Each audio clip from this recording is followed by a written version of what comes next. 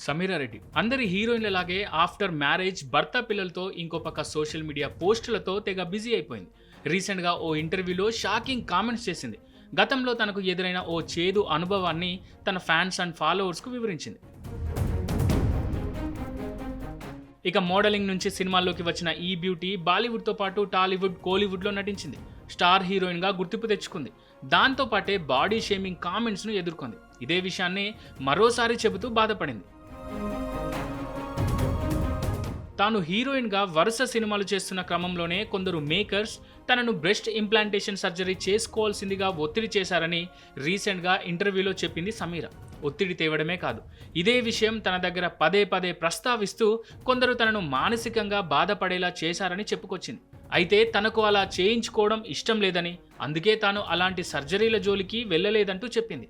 అంతేకాదు, తాను plastic surgery, Botox చేయించుకునేవారిని తప్పు పట్టనని కూడా చెప్పింది సమీరా రెడ్డి.